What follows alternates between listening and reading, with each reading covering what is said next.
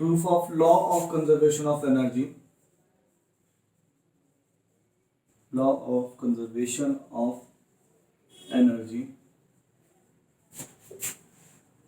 for freely falling body.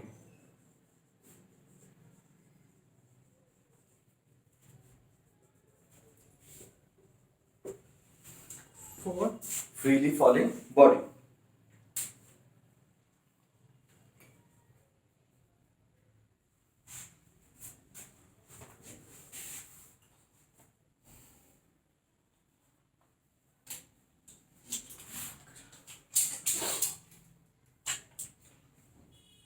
ठीक है, law of conservation of energy देखना है for freely falling body.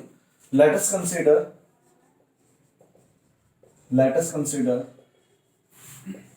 a ball of mass m kg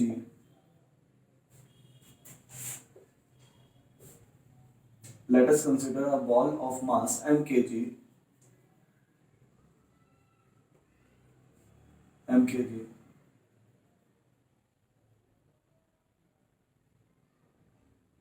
is lifted to a height of h, is lifted to the top of a building,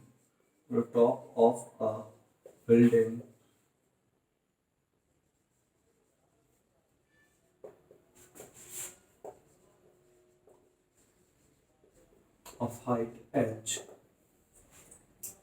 and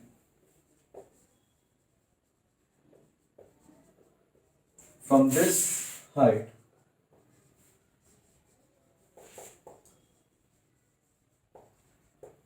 ball is dropped freely under the effect of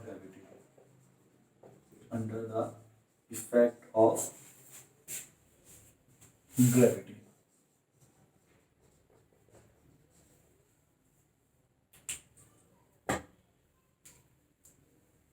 ठीक है,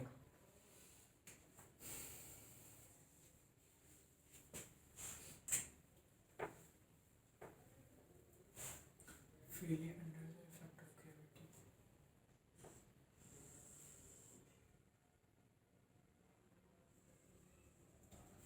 ये ball है m मास की. इस point को हम लोगों ने a पॉइंट बोला है. बीच में कहीं पे भी हम एक पॉइंट ले लेते हैं b पॉइंट. ठीक है,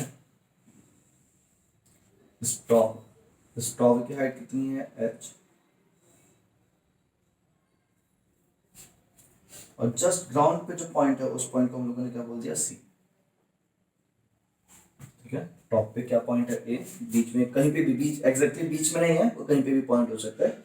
वो क्या पॉइंट है b, और जस्ट नीचे कितना पॉइंट आ गया इसका c. यहाँ a से लेके c तक की डिस्टेंस तो h है, और यहाँ से लेके यहाँ तक की डिस्टेंस हम लोगों ने कितनी मान ली है x. b पॉइंट की हाइट कितनी मानी है x, और a से लेके b तक की डिस्टेंस भी कितनी हो जाएगी h माइनस x. क्यों, अगर ये पूरी h है, नीचे वाली x है, तो बीच वाली कितनी हो गई h माइनस x. इस तरह से हम लोगों ने किया. अभी हम लोग क्या करेंगे, सबको सर वो दिखाएंगे कि सब बराबर एनर्जी. बिल्कुल टोटल एनर्जी निकालेंगे हम लोग a पॉइंट पे, मतलब kinetic energy eight a plus potential energy eight a. Similarly total energy निकालेंगे हम लोग b पॉइंट पे, काइनेटिक एनर्जी एट b. और ये डेरिवेशन अच्छे से कर लेना, क्योंकि इसी बिहाफ पे न्यूमेरिकल भी है. ये तो डेरिवेशन इसलिए करा रहा हूँ, एग्जाम में आता नहीं. ये डेरिवेशन जरूरी नहीं है, मतलब इतना इंपॉर्टेंट नहीं है, लेकिन इसको करने के बाद आपको 2 न्यूमेरिकल्स क्लियर हो जाएंगे. बी पॉइंट की टोटल एनर्जी निकालेंगे, kinetic energy plus potential energy of B. इसी तरह से टोटल एनर्जी कहां निकालेंगे हम लोग सी पॉइंट पे, तो कैसे रहेगी kinetic energy of C plus potential energy of C. इस तरह से हम लोगों को ये सारी चीजें निकालनी है. फिर चेक करना है कि ये वाली एनर्जी सेम आ रही है या नहीं आ रही है. अगर ऐसा है तो इसका मतलब पूरे सिस्टम में एनर्जी क्या है, कंजर्व है। जितनी ऊपर टोटल एनर्जी थी वही पी पे टोटल एनर्जी, वही सी पे एनर्जी है। मतलब पूरे मोशन के दौरान इसकी एनर्जी में कोई चेंज नहीं आया, टोटल एनर्जी में कोई चेंज नहीं आया। ये आपस में बदलती है, कभी पोटेंशियल एनर्जी ज्यादा थी, कभी काइनेटिक एनर्जी कम थी, कभी पोटेंशियल एनर्जी कम थी, काइनेटिक एनर्जी ज्यादा थी, कभी दोनों बराबर थी। लेकिन अगर सम देखा जाए इसका इसका इसका, तो वो हमेशा क्या रहेगी, कांस्टेंट रहेगी। वो चीज हम लोगों को प्रूव करना है कि total energy, law of conservation of energy for the freely falling body, कि जब भी एक बॉल फ्रीली फॉल करेगी तो उस केस में क्या रहेगी, बॉडी उसका क्या रहेगा, हमेशा टोटल एनर्जी क्या रहेगी, कंजर्व रहेगी। ये हम लोग को प्रूव करना है, ठीक है। तो समझते ध्यान से, अभी हम लोग शुरू करते हैं। सर हाँ सर जो स्प्रिंग छोड़ेंगे वो बॉल, हाँ तो सर उसकी वेलोसिटी तो लगातार बढ़ती जाएगी ना। हाँ बिल्कुल वेलोसिटी बढ़ेगी। और यहाँ पर सिर्फ एनर्जी की बात हो रही है। हाँ ठीक है। तो सबसे पहला पॉइंट हम लोगों ने क्या लिया, ए केस फर्स्ट एट ए पॉइंट पे जब है तो क्योंकि वो टॉप पॉइंट पे है तो इस समय वेलोसिटी एट ए कितनी हो जाएगी, जीरो। वेलोसिटी ऑफ ए कितनी हो जाएगी, हमेशा जीरो। हाइट ऑफ ए की बात करें तो वो कितनी हो जाएगी, h।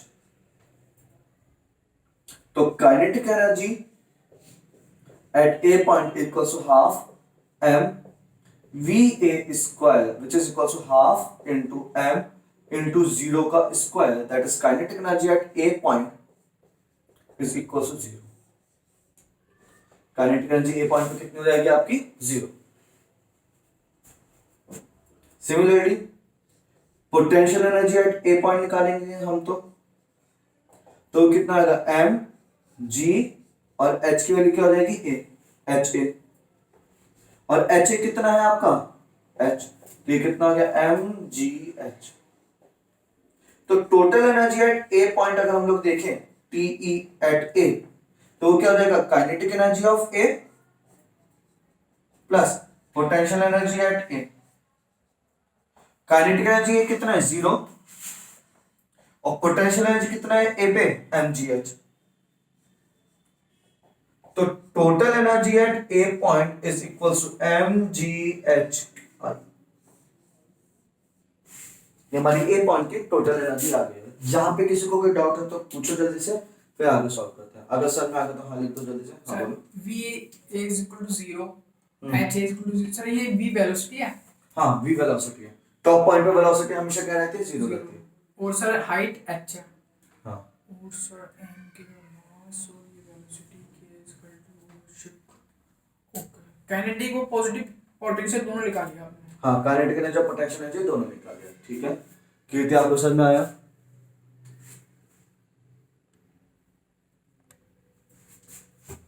सर अगर हम कंसीडर करें मास m की जगह कुछ और तो कुछ भी कर लो, क्या परेशानी है, एम की एक्स लिख देना।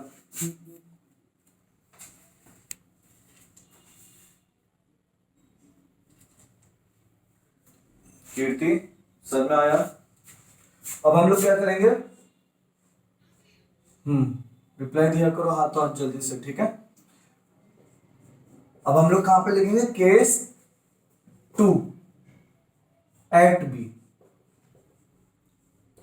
हमें बी पॉइंट पे देखना है कि इस बी पॉइंट पे काइनेटिक एनर्जी कितनी होगी, पोटेंशियल एनर्जी कितनी होगी।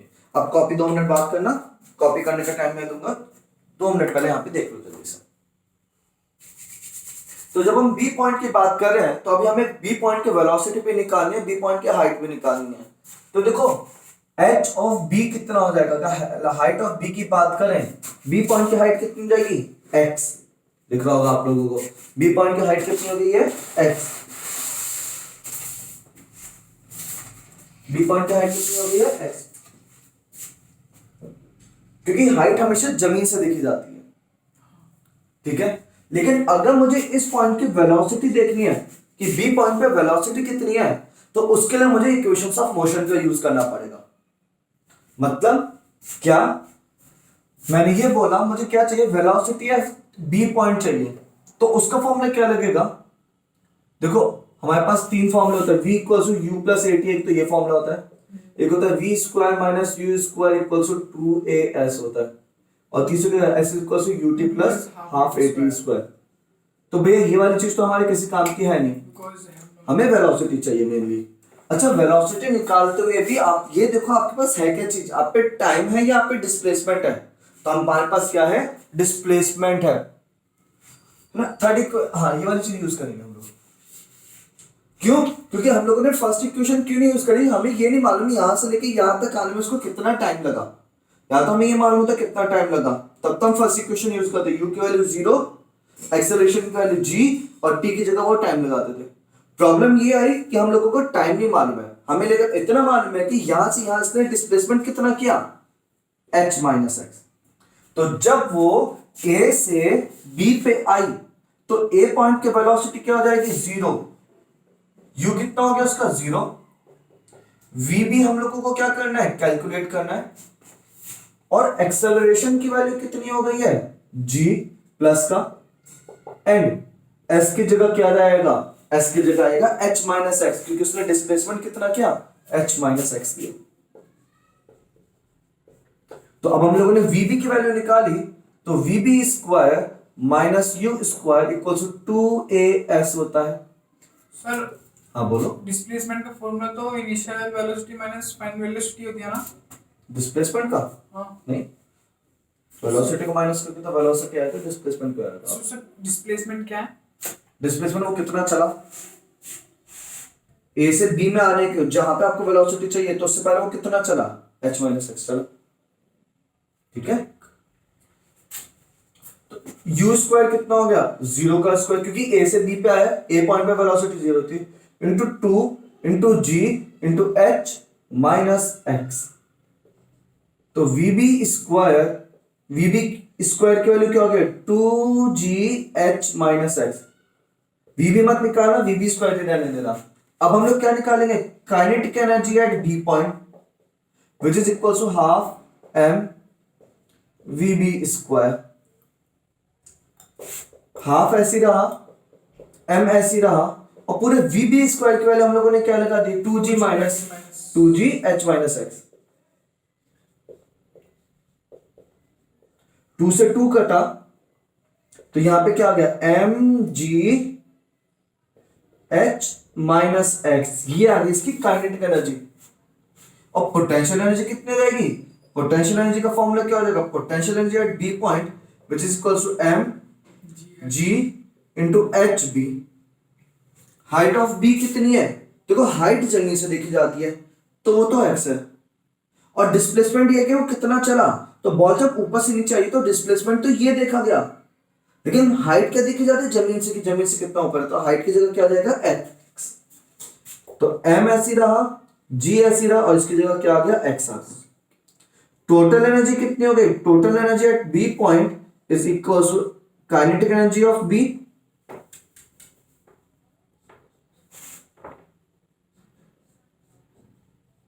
Plus potential energy of B.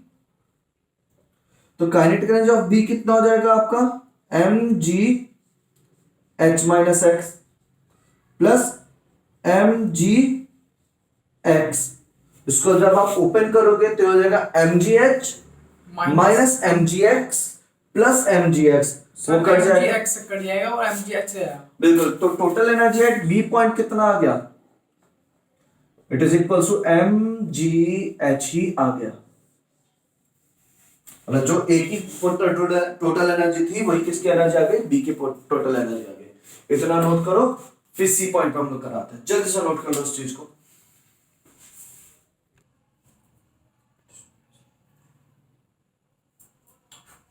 ठीक है, अब हम लोग कहां पे देखेंगे, सी पॉइंट पे देखेंगे। ए पॉइंट की आ गई एनर्जी एमजीएच, बी पॉइंट का भी कितनी आ रही है एमजीएच। अब हम लोग देखेंगे सी पॉइंट पे कितनी आ रही है एनर्जी, वो भी हम लोग देखते हैं। ठीक है, तो ऊपर वाला रख कर देता हूं।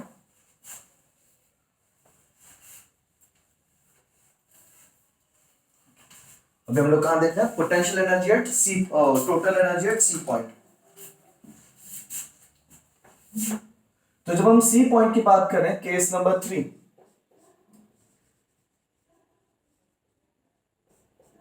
at C, just touching the ground.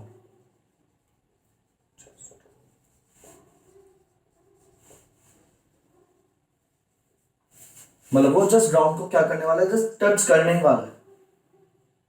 तो इस वाले पॉइंट पे उसकी जो एच सी हो जाएगी, हाइट ऑफ सी हो जाएगी, वो तो कितनी हो जाएगी, 0, क्योंकि वो ग्राउंड पे आ ही चुका है, तो उसकी हाइट तो कुछ नहीं बची।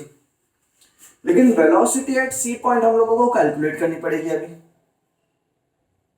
तो अब हम लोगों ने फिर से यही क्वेश्चन ऑफ मोशन लगाई है, ए से लेके सी तक के लिए। हम लोगों ने क्या किया, ए से लेके सी तक के लिए फिर से इक्वेशन ऑफ मोशन लगाई, थर्ड इक्वेशन ऑफ मोशन। उसके हम लोगों ने क्या बोला, u कितना हो गया, 0 at A, velocity at c calculate करनी है, और हाइट ऑफ c कितना आ जाएगा, हाइट ऑफ c की है, सॉरी हाइट ऑफ c नहीं, डिस्प्लेसमेंट, एक्सेलरेशन कितना आ गया g, और डिस्प्लेसमेंट कितना आ गया, अगर हम डिस्प्लेसमेंट की बात करें तो वो हो जाएगा इसमें h, यहां से लेके यहां तक कितना डिस्प्लेसमेंट है, पूरा पूरा h डिस्प्लेसमेंट है। आप ऐसे भी समझ सकते हो h minus x plus x, वापिस h ही बन जाना है। तो फिर से हम लोगों ने क्या लगाया यहां पे, इक्वेशन ऑफ मोशन लगाई।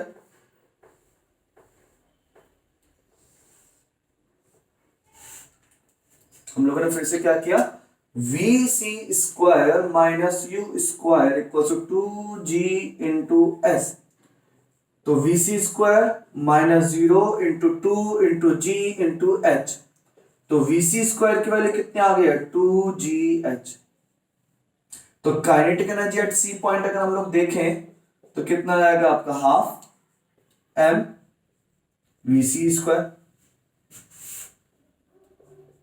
हाफ ऐसी रहा, एम ऐसी रहा, और वी सी स्क्वायर की जगह क्या लगा दो मैं, 2gh, 2 से 2 कटा, m into G into H मिलके क्या बन गया आपका, mgh।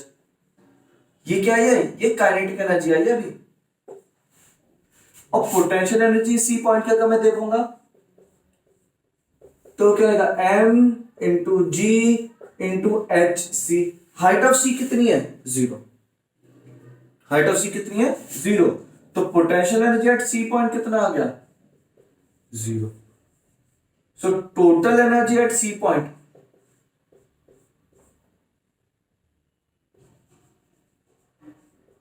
Equals to K E C plus PE सी। ये कितना आ गया, हाफ एम जी एच प्लस 0।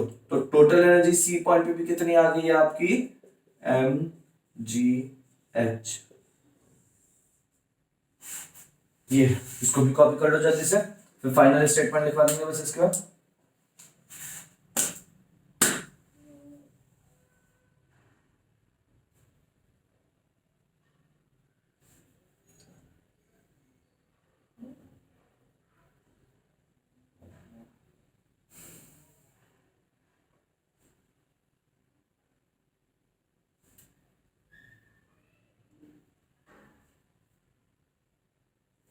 नाइन्थ क्लास में तो सर ऐसा लगा कितना बहुत बड़ी चीज है ये। हम्म, नाइन्थ क्लास में डेरिवेशन आता है ना सर इसका।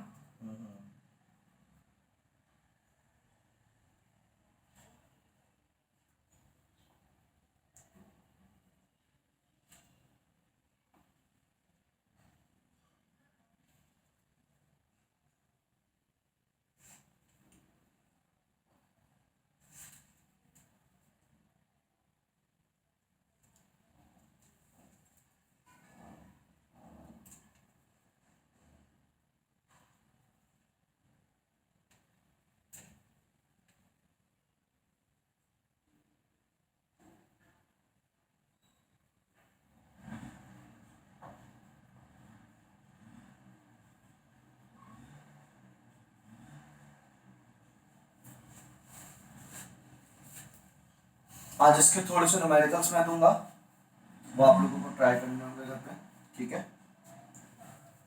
अब फाइनल लाइन क्या लिखी जाएगी इसके आगे, वो लिखो, from the above expressions, from the above expressions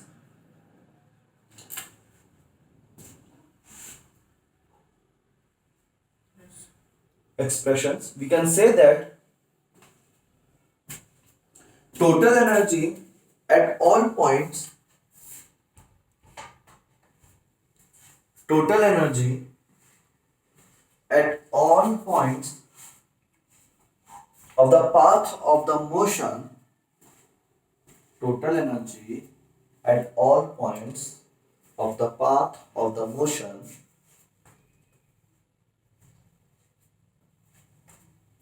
is equals to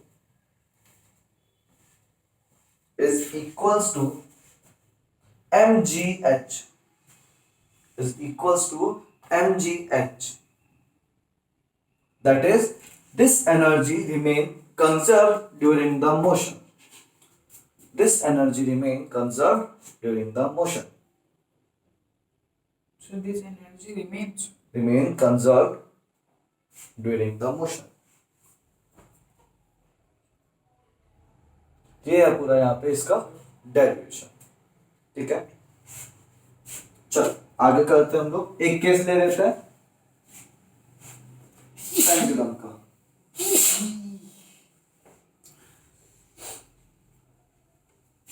वो डेरिवेशन नहीं है, बस हल्का सा एक चीज बता रहा हूँ आप लोगों को कैसे कैसे क्या होता है पेंडुलम में.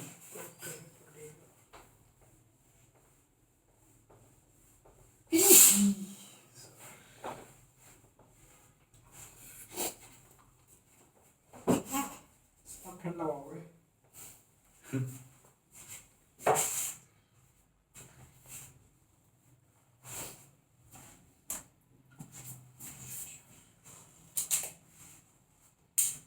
देखो पेंडुलम होता क्या है, सिंपली आपका स्टेप से एक यहाँ पे पूरा सीलिंग होती है, यहाँ पे एक थ्रेड में एक क्या लटकी हुई थी बॉल. इस बॉल को जब आप मोशन देते हो, इस बॉल को जब आप मोशन देते हो,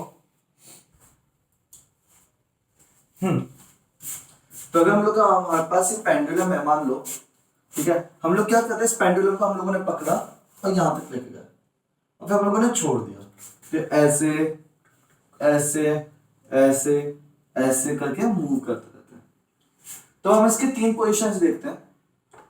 ये वाली जो पोजीशन होती है वो कहलाती है मीन पोजीशन. ये क्या कहलाती है, इसकी mean position.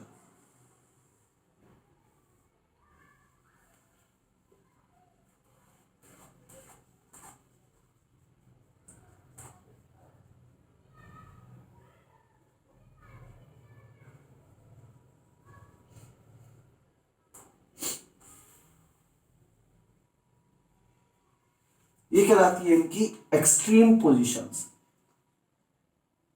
Extreme position A, ये भी है एक्सट्रीम पोजीशन बी.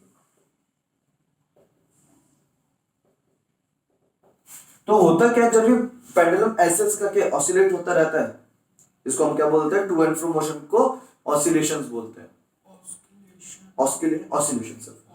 ऑसिलेशंस, ठीक है. तो होता है जब भी आपके ऑसिलेट कर रहा है, तो उस केस में होता है जब ये बी पॉइंट पे होगा तब इसकी वेलोसिटी कितनी होगी, इस समय 0. बी पॉइंट पे इसकी वेलोसिटी क्या होगी, 0. क्यों, क्योंकि वो यहां से गया गया गया गया गया. जब उसकी वेलोसिटी 0 हो गई तभी तो वो यहां पे रुक गया, तभी वो वापस आया. नहीं तो अगर उसके पास वेलोसिटी होती तो वो और चलता रहता. वो तब तक चलता जब तक उसकी वेलोसिटी क्या नहीं आ जाती, 0. तो जो भी उसका टॉप पॉइंट होगा उस समय उसकी वेलोसिटी क्या हो जाएगी, 0 हो जाएगी. तो इस पॉइंट पे इसकी वेलोसिटी क्या होगी, 0. और जब वो नीचे आएगा तब इसकी वेलोसिटी क्या होने लगेगी, इंक्रीज होने लगेगी, क्योंकि in the direction of gravity काम कर रहा है वो. अब वो नीचे आ रहा है और जब भी कोई चीज नीचे आती है तो उसकी क्या हो जाती है, आपकी वेलोसिटी इंक्रीज होती है. तो इस पॉइंट पे वेलोसिटी 0, यहां तक आता है तो इसकी वेलोसिटी इंक्रीज हुई. वेलोसिटी ऐसे जब आ रहा है तो क्या हो रही है, वेलोसिटी इंक्रीज. इस पॉइंट पे उसकी वेलोसिटी क्या है, मैक्सिमम है. क्यों, क्योंकि इसके बाद जब वो ऐसे जाएगा ना तब उसकी वेलोसिटी क्या होने लगेगी, डिक्रीज होने लगेगी. और इस पॉइंट पे वेलोसिटी फिर से कितनी रहेगी, 0. मतलब एक्सट्रीम पोजीशंस पे हमेशा वेलोसिटी कितनी होती है, 0. मीन पोजीशन पे वेलोसिटी हमेशा क्या होती है, मैक्सिमम. और बात करते हैं, और इसी वजह से यहां पे काइनेटिक एनर्जी कितनी हो गई, 0। यहां की भी काइनेटिक एनर्जी कितनी हो गई, 0। इस पॉइंट की काइनेटिक एनर्जी कितनी हो गई, मैक्सिमम। लेकिन इस पॉइंट की काइनेटिक एनर्जी तो 0 है, लेकिन ये जब ऐसा चल रहा था तो ये भैया अपने टॉप पोजीशन पे था, यानी इसकी इस समय पोटेंशियल एनर्जी कितनी हो चुकी है, मैक्सिमम हो चुकी है यहां पे। मतलब हुआ क्या, सेम वही बॉल के ऊपर से गिरने वाली चीज थी। जब ये बॉल इधर से इधर आ रही थी तब इसकी वेलोसिटी इंक्रीज हो रही थी, वेलोसिटी इंक्रीज होने की वजह से काइनेटिक एनर्जी इंक्रीज हो रही थी, लेकिन हाइट कम होती जा रही थी तो पोटेंशियल एनर्जी क्या होने लगी, इसकी डिक्रीज होने लगी। जब वो यहाँ पे इस पॉइंट पर आया तो उसकी काइनेटिक एनर्जी मैक्सिमम थी, लेकिन हाइट क्योंकि उसकी क्या है, इस समय 0 है, तो पोटेंशियल एनर्जी कितनी हो चुकी है, उसकी 0 हो चुकी है। तो इस पॉइंट पे पोटेंशियल एनर्जी क्या हो गया, 0। फिर इसके बाद जब वो ऐसे जाएगा तब इस पॉइंट पे अब इसकी क्या होगी, काइनेटिक एनर्जी डिक्रीज होगी, पोटेंशियल एनर्जी इंक्रीज होगी। ये इस टाइप से चलता रहता है।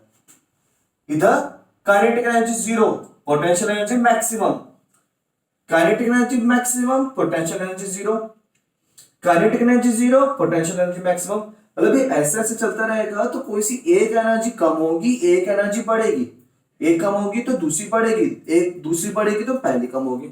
इस टाइप से टू एंड फ्रो मोशन करता रहता है और एनर्जी क्या आती रहती है इसमें, कंजर्व। लेकिन पूरे मोशन के दौरान इसके अंदर क्या रहता है, हमेशा इसकी टोटल एनर्जी क्या रहती है, कांस्टेंट। प्रूफ करने को नहीं आता, लेकिन सिंपल सी चीज बस यहाँ पे बताई गई है। ठीक है, तो लिख लो इसको इसी तरह से बना लो। वेलोसिटी इंक्रीजेस, तो ऐसे दबा रहा है तो क्या होगा, काइनेटिक एनर्जी क्या होने लगेगी, इंक्रीज होने लगेगी। सर टोटल और काइनेटिक एनर्जी अगर इंक्रीज हो रही है और पोटेंशियल एनर्जी क्या होगी, डिक्रीज होगी। हम बोलो क्या बोल रहे हो सर, टोटल एनर्जी mgh है या नहीं, यहाँ पे mgh वाली चीज नहीं है ना, यहाँ पे कुछ और है, वो आपको नहीं करना। ठीक है, जब ऐसे ऐसे जा रहा था, इधर से इधर जा रहा था, तो काइनेटिक एनर्जी क्या होने लग गई थी, डिक्रीज होने लग गई थी, पोटेंशियल एनर्जी इंक्रीज हो गई। एंड पोटेंशियल एनर्जी क्या होने लग गई आपकी, इंक्रीज। एरो का ध्यान रखना, ऊपर जाता हुआ एरो है। ठीक है, यहाँ पे काइनेटिक एनर्जी 0 है, लेकिन पोटेंशियल एनर्जी क्या है, मैक्सिमम। इस वाले डायग्राम को बना लो जल्दी से। ये पेंडुलम का केस है, कई बार ऐसे पूछ लेता है कि कहां पे कौन सी एनर्जी मैक्सिमम होगी, कौन सी एनर्जी डिक्रीज होगी, कौन सी एनर्जी इंक्रीज होगी, ये टाइप से पूछ लेता है आपसे। ऊपर से नीचे आएगा तो वेलोसिटी इंक्रीज होगी, काइनेटिक एनर्जी इंक्रीज होगी। नीचे से ऊपर जाएगा तो वेलोसिटी डिक्रीज होगी, काइनेटिक एनर्जी डिक्रीज होने लगेगी। इस तरह से चलता है।